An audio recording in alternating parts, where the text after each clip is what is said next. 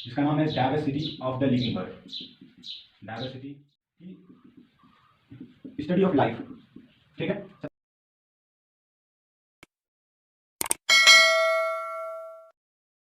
नमस्कार, मेरा नाम है राहुल और आप हमें देख रहे हैं री एग्जाम यूट्यूब चैनल पे। स्टूडेंट, आज हम लोग पढ़ने वाले हैं कक्षा 11 के chapter first diversity of the living world, यानी कि सजीव जगत की विविधता के बारे में। तो जितने भी फ्रेंड्स आप सब लोग देख रहे हैं, सबसे पहले आप लोग इस वीडियो को जो है शेयर कर दीजिए अपने व्हाट्सएप ग्रुप्स और फेसबुक ग्रुप्स में, जिससे कि और भी स्टूडेंट्स देख सकें इस वीडियो को। तो सबसे पहले हम लोग स्टार्ट करेंगे आज का जो चैप्टर का पहला जो इम्पोर्टेंट इंट्रो है, मतलब इंट्रोडक्शन के बारे में। तो आपके सामने मैं इंट्रोडक्शन करता हूँ सबसे पहले। तो सबसे पहला चैप्टर है कक्षा 11 यानी कि क्लास 11 का, जिसका नाम है diversity of the living world. Diversity of the living world, यानी कि मतलब है सजीव जगत की विविधता।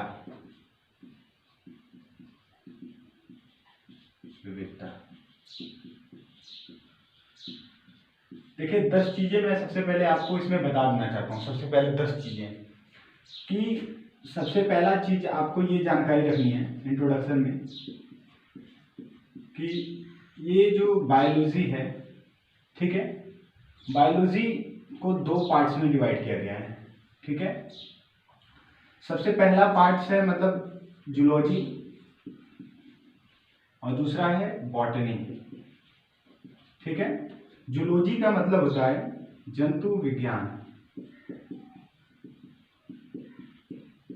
बॉटनी का मतलब होता है वनस्पति विज्ञान। ठीक है। अब देखिए सवाल यहाँ पे सबसे पहला बनता है कि बायोलॉजी जो है शब्द किसने प्रयोग किया। ठीक है। बायोलॉजी शब्द किसने प्रयोग किया, पहला क्वेश्चन यहाँ पे बन गया आपके सामने। तो इसका प्रयोग सबसे पहले लैमार्क और ट्रेविरेनस नामक 2 जो है साइंटिस्ट, नामक 2 वैज्ञानिकों ने किया। ठीक।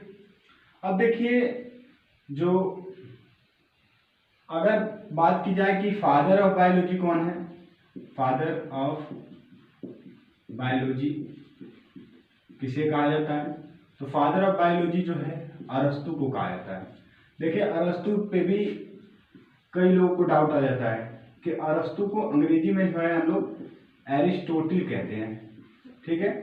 अब देखिए यही फादर है बायोलॉजी के भी और यही फादर है जूलॉजी के भी। ठीक है।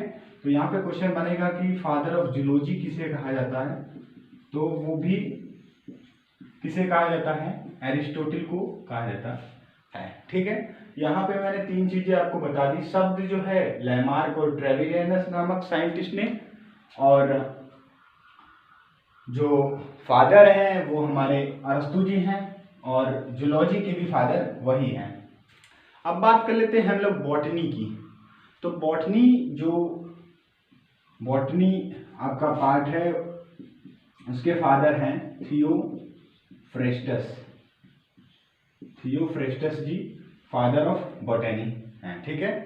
देखिए मैं आपको सबसे पहले साधारण शब्दों में बायोलॉजी के बारे में बता देता हूँ कि बायोलॉजी किसे कहा जाता है। तो बायोलॉजी का मतलब होता है कि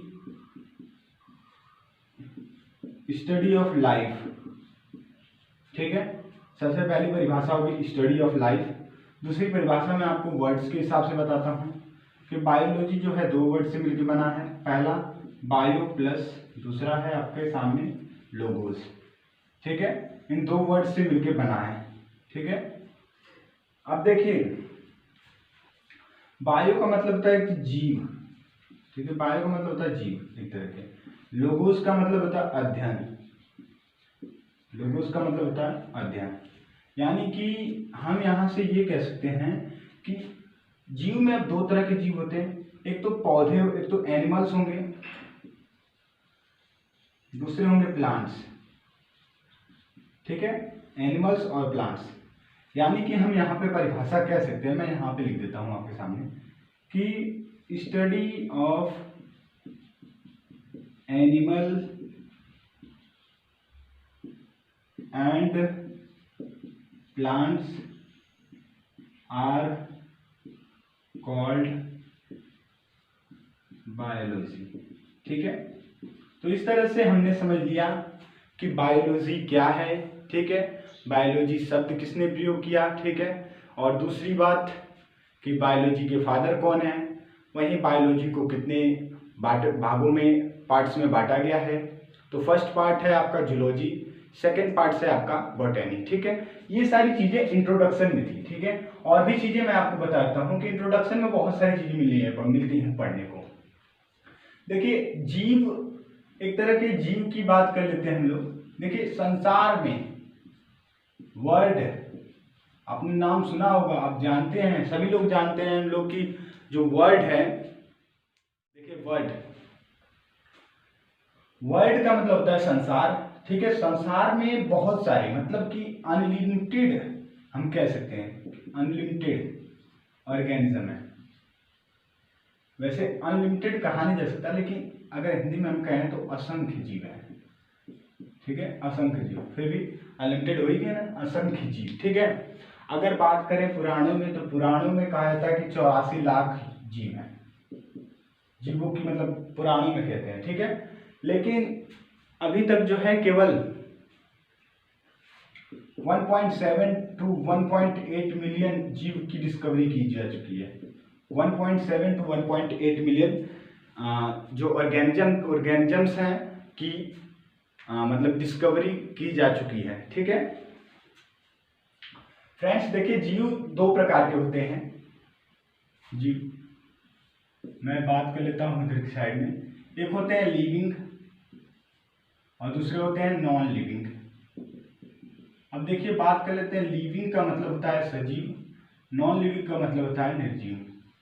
आप देखिए, समझ में आ रहा होगा, आपको सामने लिखा हुआ है लिविंग का मतलब होता है कि जिसमें जो है मतलब कि कुछ ऐसा गुण हो, यानी कि कुछ ऐसा हो जैसे मतलब कि सेंसिटिविटी हो, यानी कि संवेदना जो प्रकट करता हो। ठीक है, संवेदनशील हो, तो उसे हम लिविंग्स कहते हैं। ठीक है, और भी कह सकते हैं, जैसे मतलब सजीव में क्या होता है कि सजीव एक स्थान से दूसरे स्थान पे चल भी सकते हैं। वैसे प्लांट्स भी देखें तो प्लांट भी लिविंग ही हैं, लेकिन एक स्थान से दूसरे स्थान पे चल नहीं सकते। ठीक है, अब देखिए नॉन लिविंग में क्या है। नॉन लिविंग में आपके जो है जितने भी एलिमेंट्स हैं, एलिमेंट्स वो क्या होंगे, नॉन लिविंग में आ जाएंगे। एलिमेंट्स हैं आपके जितने भी कार्बनिक, मतलब ऑर्गेनिक मैटर, इनऑर्गेनिक मैटर, यानी कि कार्बनिक और अकार्बनिक पदार्थ हैं, ये सारे क्या हैं आपके नॉन लिविंग्स हैं। ठीक है, अब देखिए, बात कर लेते हैं हम लोग सबसे पहले कि